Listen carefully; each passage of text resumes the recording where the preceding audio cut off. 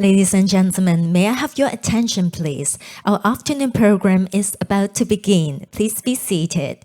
As a friendly reminder, our next section here is panel discussion, Designers' Sustainability of Fashions.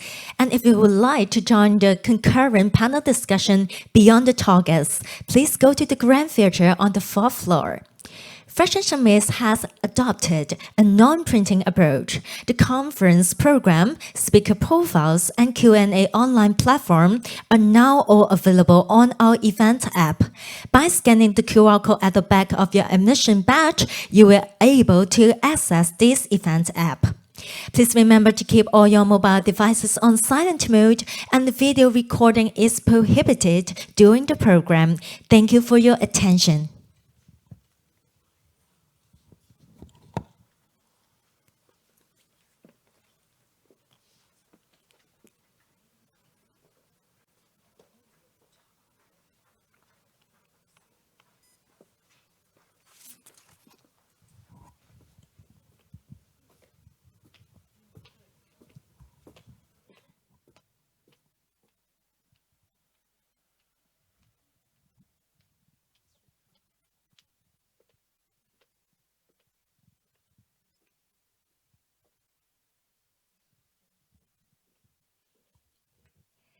Distinguished guests, ladies and gentlemen, a very warm welcome to every one of you back to Fashion Summit 2023.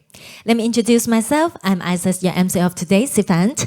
It's my great honor to be here meeting you all. Welcome, everyone. Supported by Create Hong Kong, our lead sponsor. Today's Fashion Summit Hong Kong event is co-organized by Clothing Industry Training Authority, Office of the Honorable Sunny Tan, member of the Legislative Council, Hong Kong Research Institute of Textiles and Apparel, Redress, Sustainable Fashion Business Consortium, the Mills Fabrica, and WWF Hong Kong. As a friendly reminder, if you would like to ask questions during our Q&A sections, please scan the QR code at the back of your admission badge to access to our event app and to submit your questions. So let us begin today's first panel discussion of this evening. Designers' Sustainability of Fashions. Fashion Summit has invited 4 fashion designers from Hong Kong, Malaysia, the Philippines, and Sweden to join this panel and to share with us their sustainability of fashions on their design journey. Without further ado, shall we give a round of applause to welcome our moderator, Professor Jeanne, COO of AiDLab and Professor of School of Fashion and Textiles from the Hong Kong Polytechnic University, to proceed onto the stage. Please also join me in welcoming our speakers to join us onto the stage for the panel discussion. Shall we give a round of applause to welcome Mr. Dorian Ho from Hong Kong.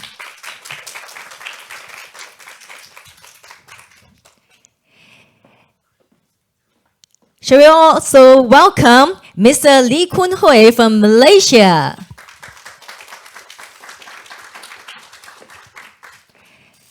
Let's give a round of applause to welcome Mr. Dennis Lustico from the Philippines.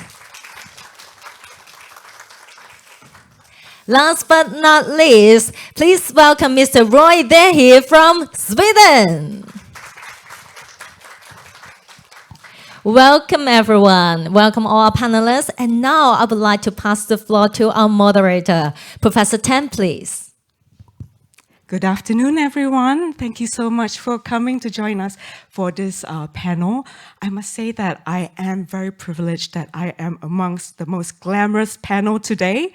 So I was so lucky to be able to stand in the middle of these 4 great designers, and they represent the best of fashion in both digital and physical worlds.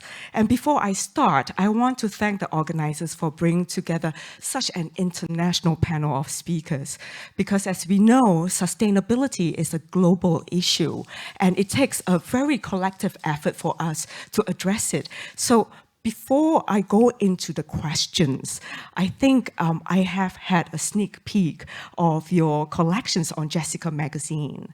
And I saw that they are really stunning. And Dorian just told me that, oh, that's not the most stunning piece. Wait till you see what I have for tomorrow. So I am going to perhaps invite each of you to tell me a little bit about the inspirations for tomorrow's collection.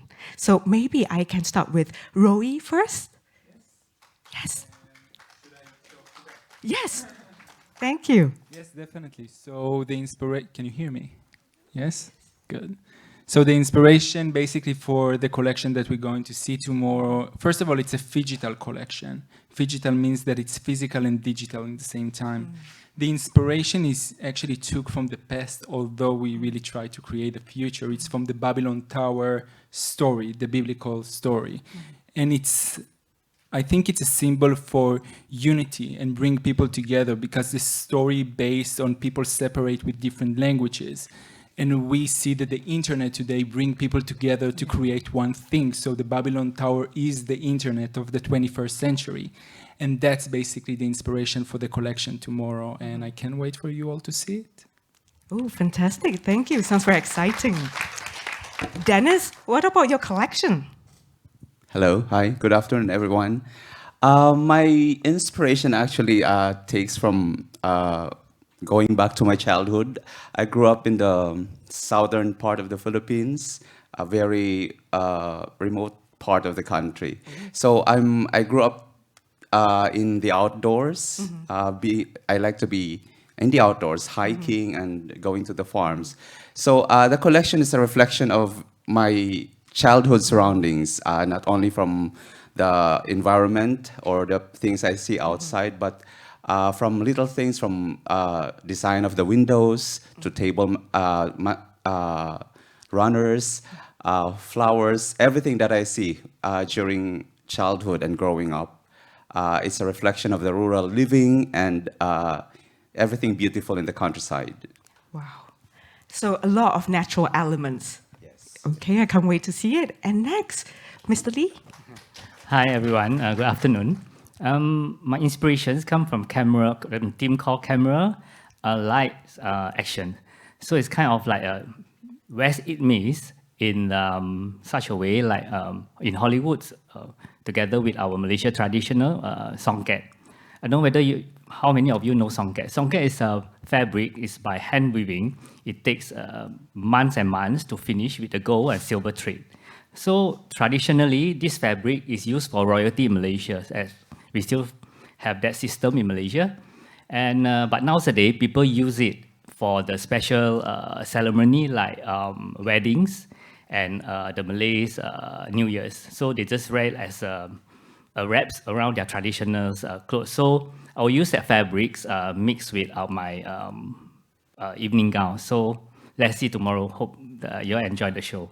Fantastic. Thank you. And Dorian.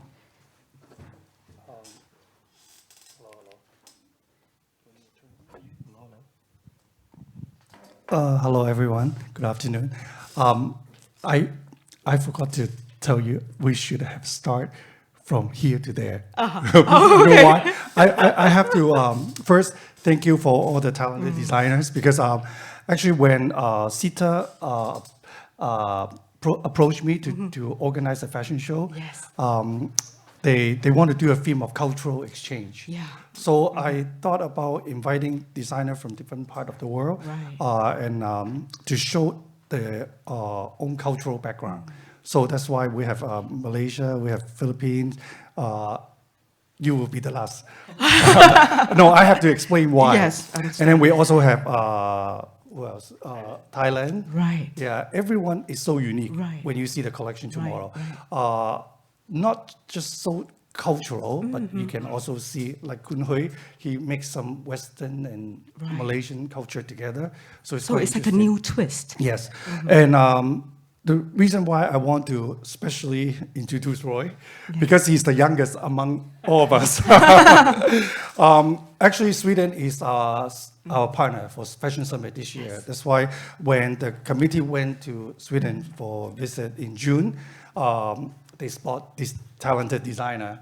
And his design is quite different because when they told me Roy would join our fashion show, I thought, how can we incorporate the cultural background of Sweden? But when I saw his collection, it's very, how should I explain?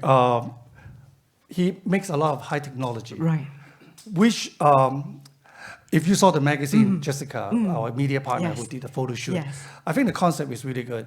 They mix the cultural background with the high technology Yes. together because that's the future of fashion industry.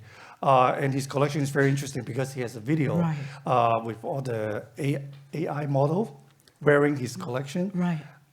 And the real model will come out on the runway. Wow, So sounds exciting. you will see both Yeah. on the stage and also on the screen. right. So to conclude the show, because I think this is the future of us, the next generation. Well, I would say you are the next generation. So for myself, because I'm from Hong Kong, Right. and as I was telling everyone that earlier, when I was younger, I was always questioned by the media, why are your designs so Western? Because I show in New York and Paris, and people always ask me, how come your clothes are not Chinese at all? Right. And then as I grow older, I start to appreciate my own culture, more and more. So that's why this time I chose Cantonese opera as the theme of my collection, and I upcycle the collection. Wow. Which is not easy because I have to take apart all the costume from the Chinese opera and then reconstruct them into new garment. And I mix East meets West like Khoon Hooi because I think that's the future. I mean, now the young people, they don't want to wear something too traditional. So that's why we try to incorporate some Western element into the Chinese design. So it's quite interesting. You will see some look like Chinese opera costume, but it's actually something you can wear it out. So new interpretations from heritage and culture. Yes. And I presume the thing that brings all of you together is beauty, isn't it? Something that is beautiful. It is always something that helps, motivates us to go in the same direction.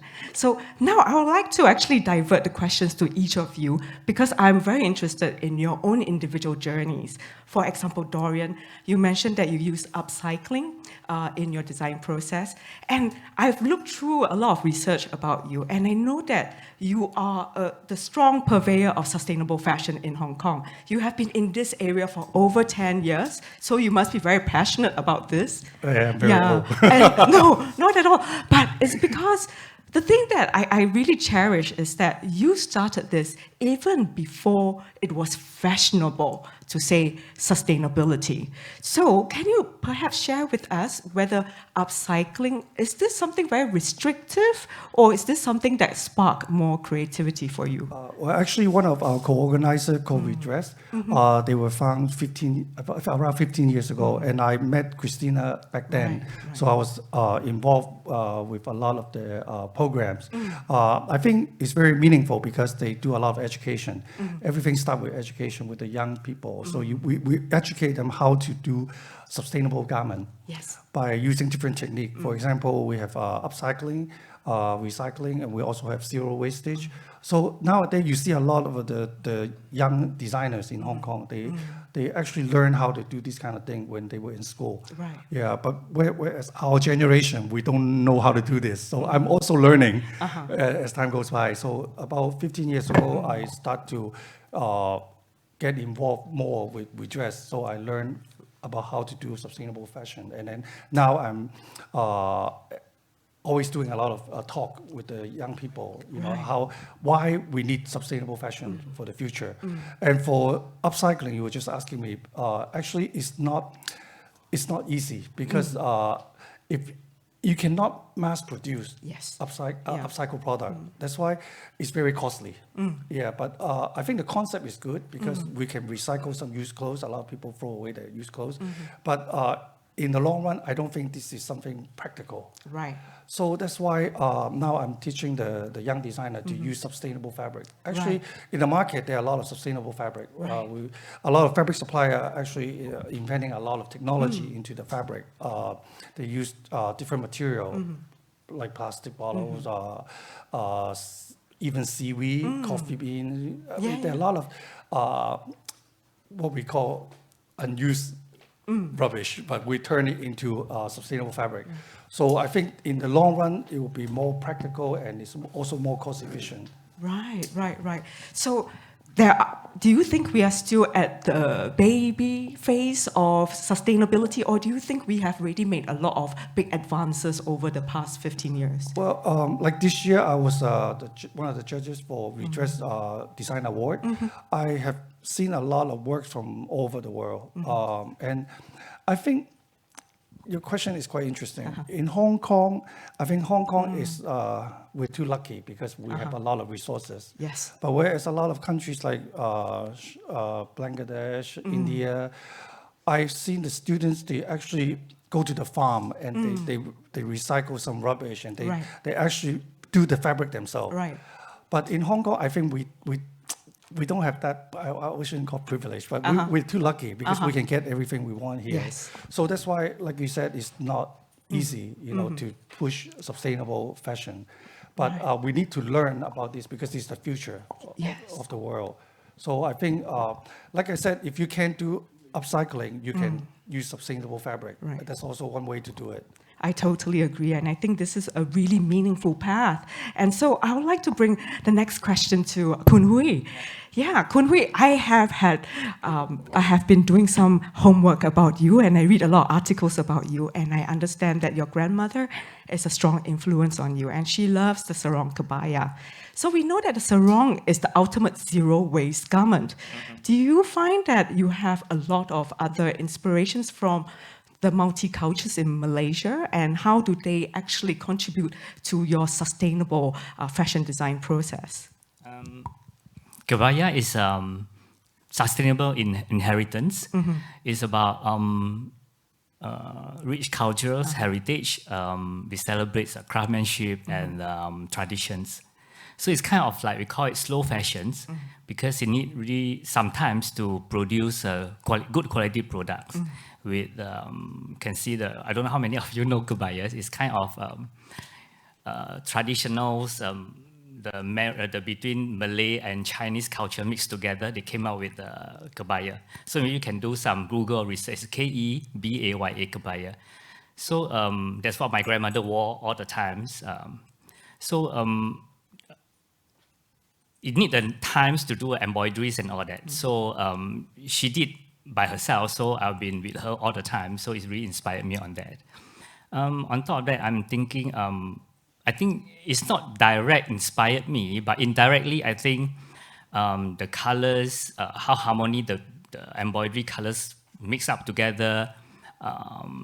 When you wear kebaya, is very sexy on you, but it's not in a revealing kind of design. It still brings out the beauty of the ladies. And on top of that, eventually, lately, I'm going into kebaya, but in a modern way, to culture or to give some chances for the young generation to appreciate what is our culture previously. Because nowadays, all the young generation, they are not practiced to wear kebaya. I mean, this is kind of like our traditional wear. When it comes to festive, I think I should encourage that young people to wear kebaya for the special occasion for festival. Yeah. Fantastic. Thank you so much. And then now to Dennis. Dennis, you are not a stranger to red carpet events. In fact, I know you have many clients that are celebrities that choose to wear your beautiful designs for the most glamorous red carpets. For example, I understand the latest ones that I saw online was worn by Anna Cruz Kane for the Barbie premiere. And I saw that beautiful outfit with a lot of embellishments. So I understand that craftsmanship must be very important for your aesthetic.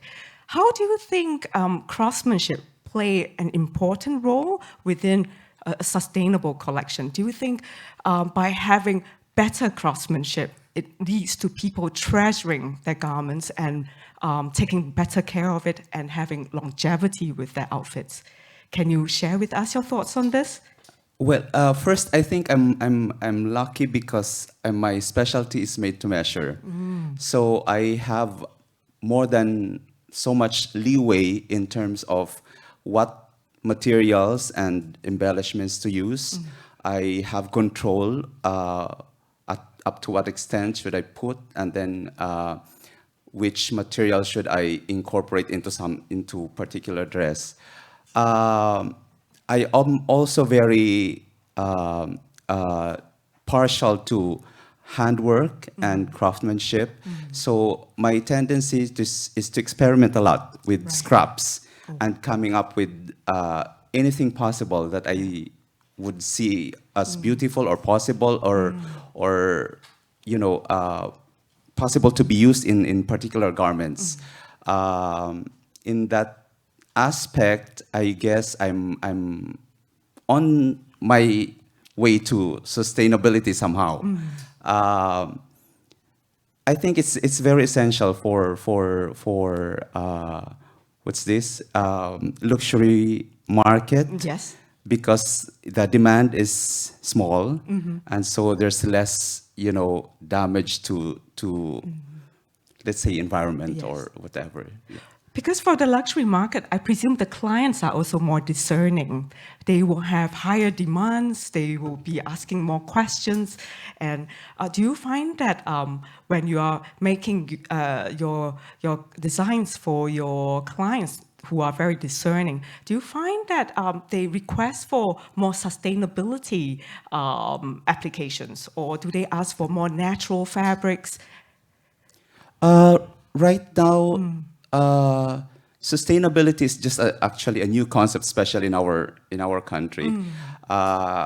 We can there are some events that would require guests to rewear what they have or rework it and then be reworn or worn again. So I think that alone, the concept of that part of, you know, recycling is a good example already. It's setting up the stage for, you know, upcoming designers to be open to, you know, reworking and reinventing things. I think that's it. Yeah. Oh, fantastic. Thank you so much, Dennis. And next, Roei, I understand for you, your take on sustainability goes beyond the use of upcycling and recycled products. I read that you are very passionate that sustainability for you is about equality, transparency, and inclusivity. Can you share with us the approaches that's taken by Placebo towards this sustainable journey? Yeah, sure. So Placebo is the name of the brand, and I think if we can go back to the place when I started Placebo, is that I noticed that people, first of all, fashion today in the 21st century is not only what we put on ourselves, it's a content. People consume fashion today to create content.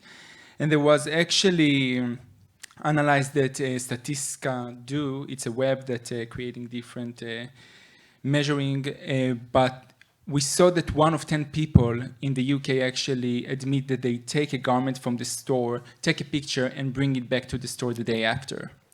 So we understand that there is a need today to create somehow using technology to make fashionable content without the physical garment. And me coming from 11 years of traditional fashion and tech background, I say, let's bring those two together. Let's create something new. And then I started to send to different stylists and celebrities, you want to use this garment, and people got super excited about that. It looks great, crazy. Can you send it to us? And I said, no, I mean, but you can send me the picture, and then I will bring the picture back to you with the garment on you. Most of the people thought that I'm completely crazy. They didn't understand what does it mean, like a garment that not necessarily exists in real life. But I think slowly we saw that people adjust to this way to create fashionable content without using a physical garment. And when it's come to the self-expression aspect in that, there is something that let people use the garments they always see on the runway, and they say, who will use this garment? I will never buy this fashion garment. That's like really this true, fashion yes. monster garment. And suddenly they say, you know what? I can actually use that for a post on Instagram, Snapchat. I can use that for once. That's one aspect that is very sustainable in what we do. The fashion show that you're going to see tomorrow, Babylon, each item have an NFC chip inside. you can take your phone and tap it as you pay with your credit card, and then you will see on your phone the passport, which means where was the garment was produced, which materials did we use, and then of course there is different utilization that you can use AR.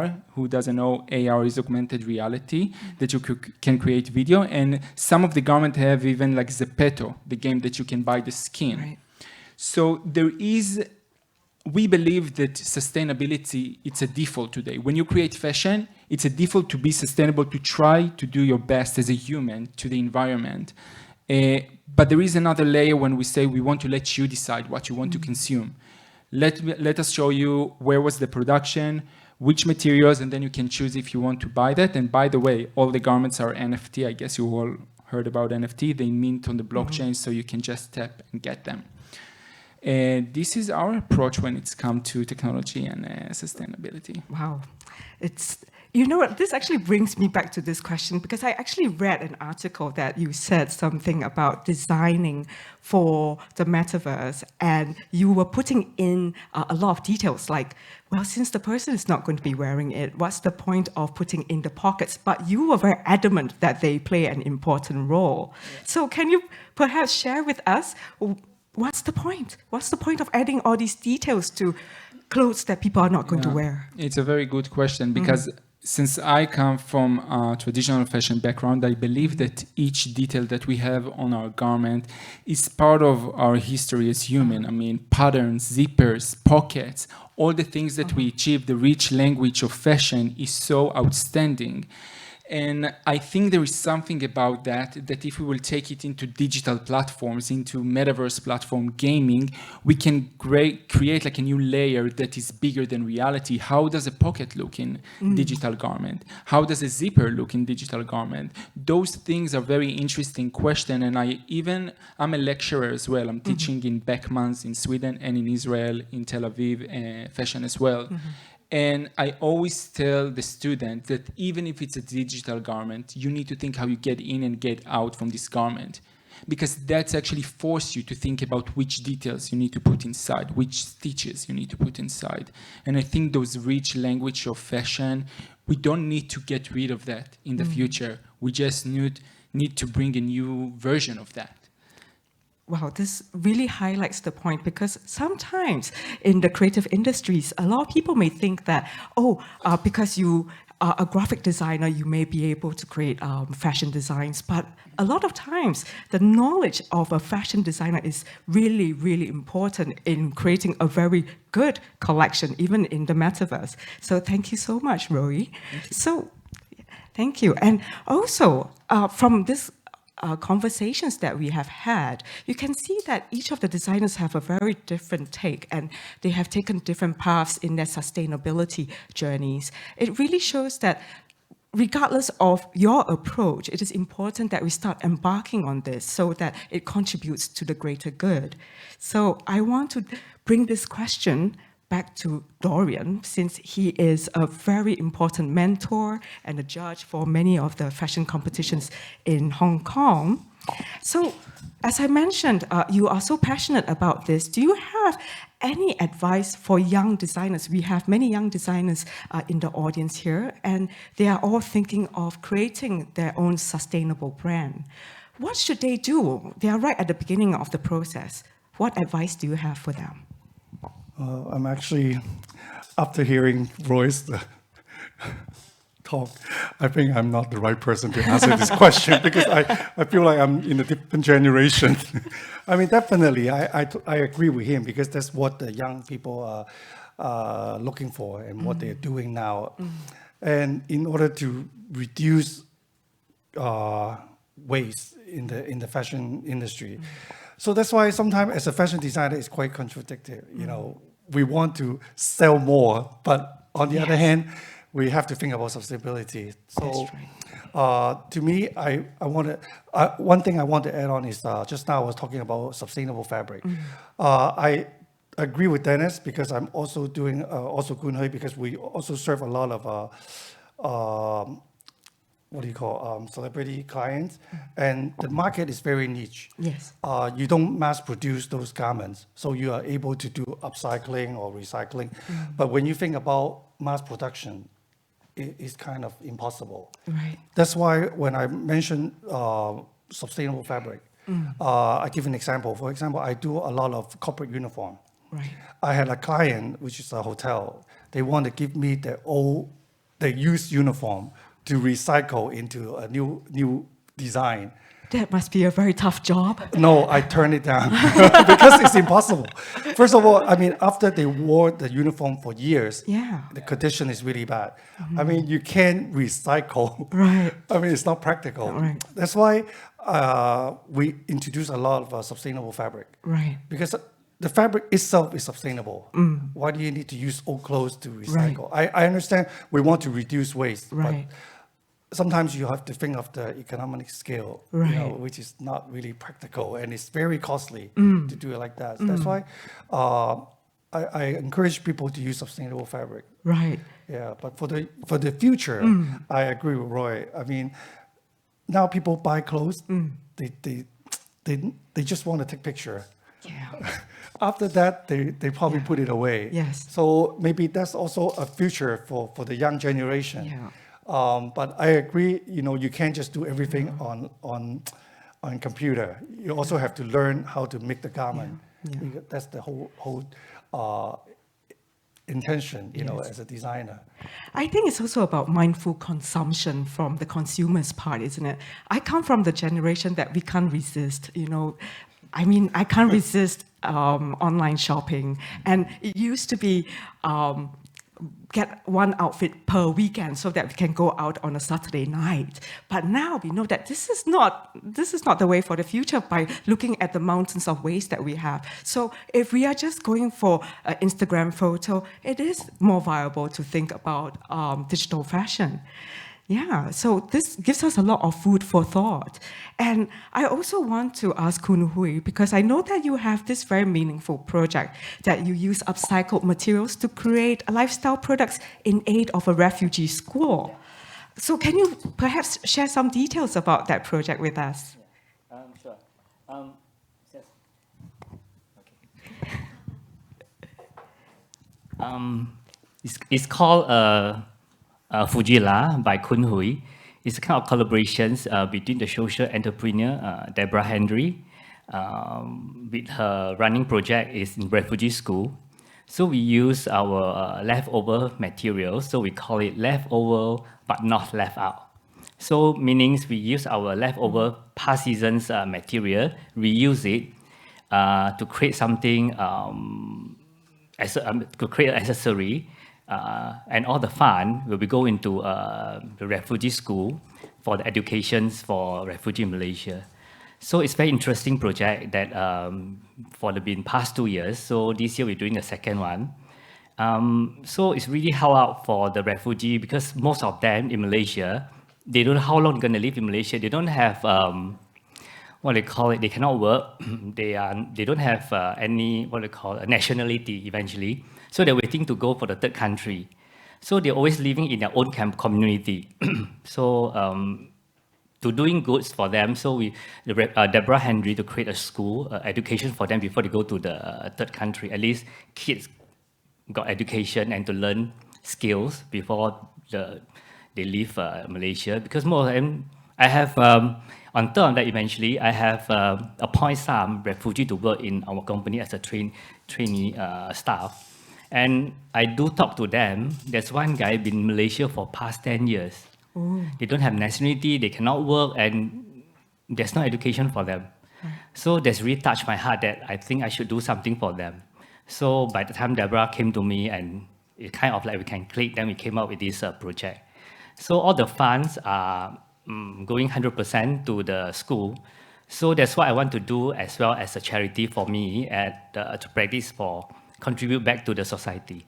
Yeah, that's about it. Wow, that is really, really meaningful. Thank you so much for sharing this great project. And I know that I'm kind of running out of time, so I'm going to have one last question, and I'm going to throw it to all four of you, because I know that all four work in the luxury fashion area. Do you think sustainability and luxury fashion are actually compatible, or do you think they actually contradict each other? So I welcome any of you to come and share with us your ideas about this. Okay, I'll go first. I think in the end, it depends on what material you choose. And then making a design or coming up with a design that's most, in a way that it can be worn and over again. It's not automatically it's not a flashy one. It has to be classic. It has to be versatile. Right. And then you have to choose in a certain way or to a certain extent a color that, you know, will last a much, much longer time. Material-wise, in the Philippines, I would usually choose local fabrics because there are a lot of events that would require people to use local woven fabrics. So I guess, yeah, it's a matter of choice. It's a matter of choice. Right. Yeah. Fantastic. And I know the Philippines is very famous for this material called pina.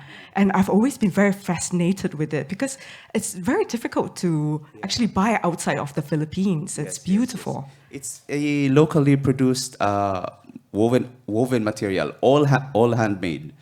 From the leaves of the pineapple. Right. They would pound it and find the fibers, Right. and then weave, Right. loom, and then come up with different colors if possible, and then embroideries also. Right. It's sustainable, it's easily biodegradable, Right. and it's a part of a heritage, which means you can pass it on to your children or grandchildren. It is also very versatile because you can make it into a table napkins or curtains. Yeah. Wow, very versatile material. So thank you so much. And I'm running out of time, but before I go into a very short Q&A, I would like to round up the session with some of the key takeaways for this session. I think I really appreciate the candor of all speakers for sharing their great projects and their aspirations for their sustainability journey. I think number one, the key to sustainability is that it all starts from each one of us, for us to all start the journey so that we can contribute to greater good. And the second one, sustainability does not need to compromise on design. In fact, it can spark even more creativity with mindful applications of sustainable materials, processes, or just being a more mindful executor of designs and consumers of fashion. And the last one, the nurturing of the young. Especially referring back to Dorian, the nurturing of the young creatives in all matters of sustainability is really important, and it needs to start as soon as possible so that we can ensure a brighter future. So that's it for this panel, and I would like to welcome questions from the floor. And I understand that I have this very high-tech iPad that has got questions, and then I'm going to throw out the questions. Now, we have one question that asks, what will be the future actions to promote sustainable fashion? Any thoughts? Well, I think that we're going to see, first of all, a lot of different initiatives that's happening around, as I mentioned before, transparency, and I think we're going to educate ourselves as well as brand. What is the new thing that's going to be sustainable? Are we going to see much more upcycling? Are we going to see co-creation with the brands and the consumers as well? And I think the learning is very important as well to get to this point of the future. And in that sense, I have to say that I'm going to use this opportunity. And there is the guy over there with the checks. He's the head of tech of Placebo. And we are here as well to learn from you. So he's going to show you all the QR code in the exit that with a survey for us to learn what is sustainability for you as well. Because that's part of the journey to learn and to be more sustainable. Oh, fantastic. Perhaps may we invite Gail to perhaps stand up so that we could see you, and then the audience to recognize him. He will be, we can approach him for the QR code. I think we would love to contribute to this survey. And thank you for involving all of us in this whole process. So I think this is us for this panel, and I'd like to thank my esteemed guests again, and I look forward to seeing the fabulous collections on the catwalk tomorrow. So thank you very much. Thank you. Thank you, our moderator and our panelists. Please remain seated and let's take a picture together. A big smile to the camera. Center, please. Thank you so much for such insightful inspirations. Thank you. Thank you so much, and please be seated. Thank you.